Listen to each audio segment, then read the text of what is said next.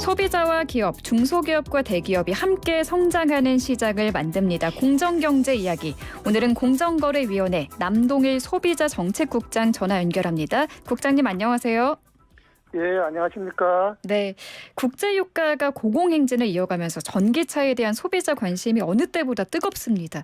최근 국정위가 글로벌 전기차 업체죠. 테슬라를 제재했다고 하는데 어떤 내용인지 알아보겠습니다. 일단 테슬라는 광고비를 내지 않는 회사로 알려져 있습니다. 그런데 테슬라의 부당 광고를 적발했다고 하는데 구체적으로 어떤 내용인가요? 예, 테슬라는 홈페이지를 통해서만 광고하고 차량 주문도 홈페이지를 통해서 받는 것으로 있는데요. 이번에 크게 세 가지 홈페이지 광고 내용이 문제가 되었습니다. 네.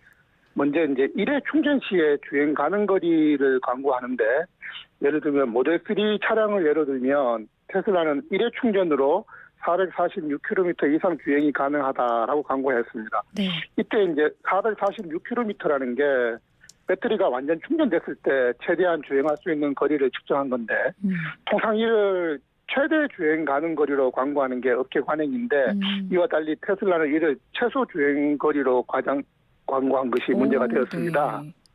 또 하나는 테슬라가 운영하는 급속 충전기가 이제 슈퍼차저인데, 이 슈퍼차저로 15분 이내에 예를 들면 226km 충전이 가능하다는 식으로 광고를 했습니다. 이는 이제 슈퍼차저 V3 시험 결과를 근거로 한 건데, 2021년 3월 이전에는 국내에는 사실 최대 충전 속도가 V3의 절반도 안 되는 슈퍼차저 V2만 설치되어 있어서 이와 같은 광고는 상당히 과장된 내용이고, 또한 이제 아주 제한적인 시험 조건에서만 가능한 수치인 것으로 확인되어서 실생활 환경에서는 불가능한 것으로 이건 역시 이제 거짓 과장 광고에 해당된다 판단했고요. 또 하나는 테슬라가 이제 예를 들면 향후 5년간 가솔린 차량 대비 연료비를 500만 원 절감할 수 있다라고 이렇게 광고를 했는데, 이 기준으로 삼은 충전 비용이 어떤 충전기를 이용하는지, 또 충전 속도, 그리고 정부의 가격 할인 정책에 따라서 차이가 크게 발생하여서 이런 점들을 충분히 알리지 않은 것이 표시광고법상의 기만 광고에 해당된다고 판단을 한 것입니다. 그 슈퍼차저라는 거는 테슬라의 급속 충전기를 말하는 거 맞죠? 예, 맞습니다. 그러니까 좀 한마디로 과대 광고를 했다고 볼 수 있을 것 같은데, 어떤 경우에 제재를 받나요, 구체적으로? 네, 뭐 이제 다소 과장된 내용이나 좀 이렇게 경미한 사항이 누락되었다 그래서 모두 이제 부당 광고로 제재를 받는 것은 아니고요. 일반 소비자가 이 사실과 다르게 오인할 수 있는, 저희가 이제 소비자 오인성이라 그러는데, 네. 그런 소비자 오인성이 있고, 그런 광고를 통해서 소비자들이 합리적인 구매 결정을 이렇게 방해하는 경우에, 이런 공정거래가 저해되는 경우에 저희가 법 위반으로 보고 있습니다. 그래서 이번 사건의 경우에도 이런 부당 광고의 요건에 이제 해당된다고 판단이 되어 저희가 시정 명령을 한 것이고요. 네. 일반적으로 전기차는 이제 뭐 아직까지 주행 거리가 짧고 충전이 불편하다는 그런 단점이 있기 때문에 소비자는 일회 충전 주행 거리가 길고 이제 충전 속도가 빠른 차량을 선호하는 경향이 있는 건데, 네. 이번 테슬라 광고를 통해서는 일반 소비자들이 전기차의 성능이나 충전 관련된 정보를 정확히 알기가 어렵고, 오히려 실생활에서도 그런 이제 광고 내용이 성능과 효과가 구현되는 걸로 오인될 가능성이 높다고 판단했습니다. 네. 이번에 그 테슬라의 청약 철회권 제한 행위도 제재했다고 하셨는데, 이게 말이 참 어렵습니다. 청취자분들이 이해하시기 쉽게. 저도 참 어려운데 어떤 내용인지 설명 좀 해주시겠어요? 예, 청약 철회권이라는 게 좀 생소할 수가 있는데요.